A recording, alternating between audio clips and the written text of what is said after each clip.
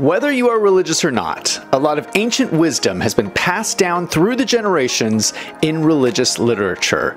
So in this video, we are going to look at some of the money secrets from the Bible.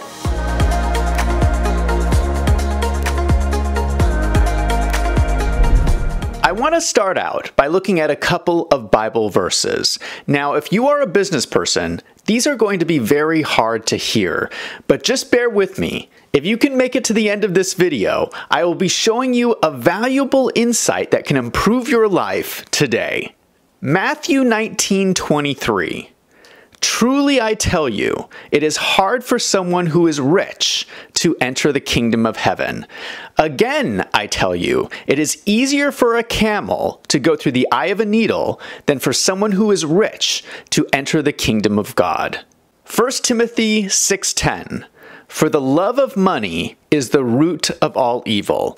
It is through this craving that some have wandered away from faith and pierced themselves with many pangs. A lot of people misunderstand verses like this from the Bible, and they think that it is saying that money is bad. These are strong words. It's talking about a camel going through the eye of a needle.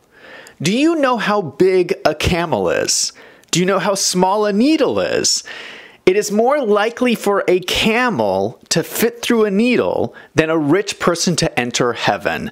That sounds impossible. But it is important to take these verses in context of the Bible. Here are some other verses. 1 Samuel 2:7. The Lord makes poor and makes rich. He brings low and he exalts. Luke 6:38. Give, and it will be given to you. Good measure, pressed down, shaken together, running over, will be put into your lap.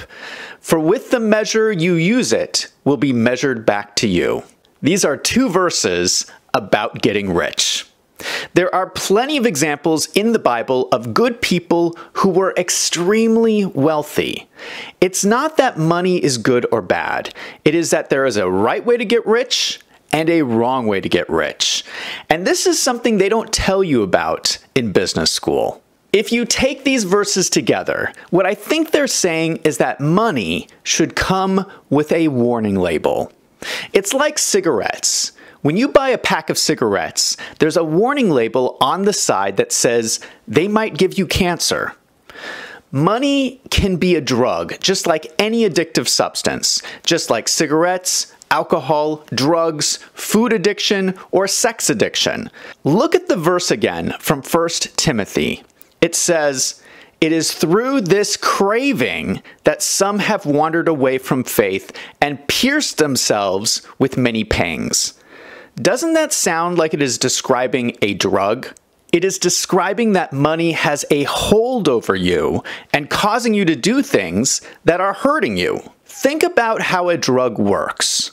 People take drugs because they feel bad about themselves. It provides a temporary escape from that. Money works the same way.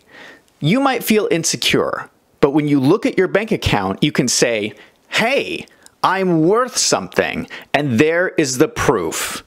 Making money feels good. It gives you a high, but it is a false sense of self-worth.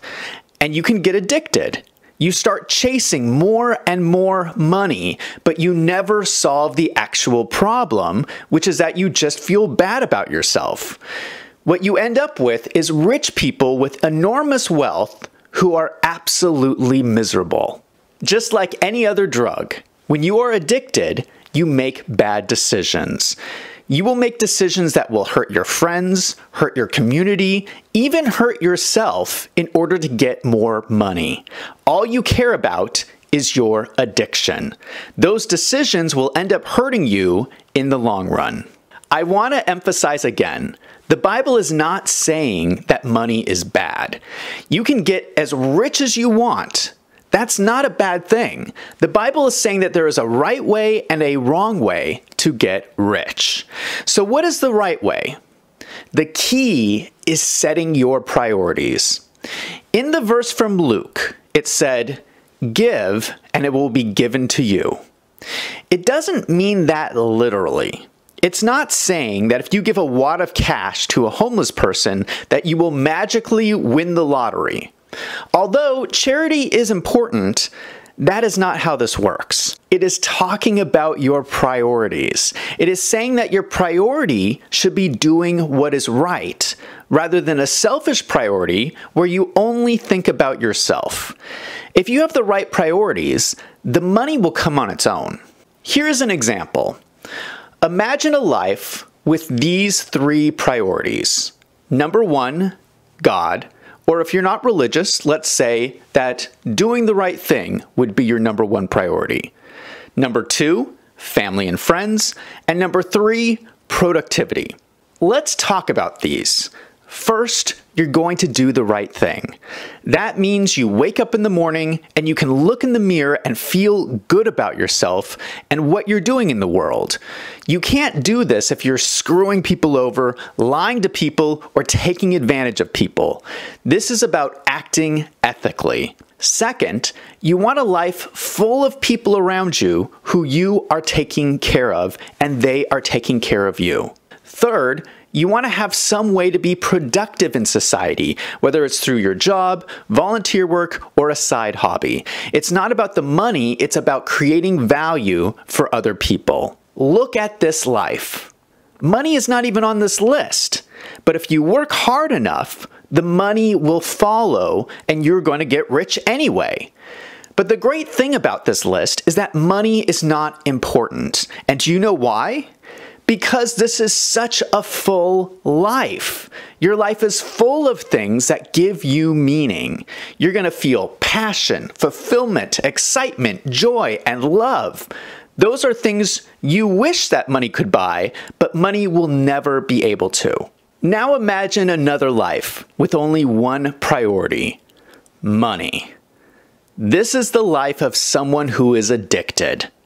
Compared to the other life, this is so empty and meaningless. And this is a lot of people's lives. No wonder people are so unhappy. One thing I try to talk about on this channel is that money is this incredible tool to help you make decisions in your life. But money was never meant to be the entire purpose for your life. So this is the money secret the Bible is trying to tell you. There are 2 ways to get rich in life. Don't get addicted to money and throw away the rest of your life. You only have one life. It doesn't matter if you get all of the money in the world and end up miserable. Now I want to hear from you. What do you think? Do you think that religion contains insight about money? Let me know in the comments down below. Thank you so much for watching. I'm Zach from Wolves in Finance. Let's go out and make some money.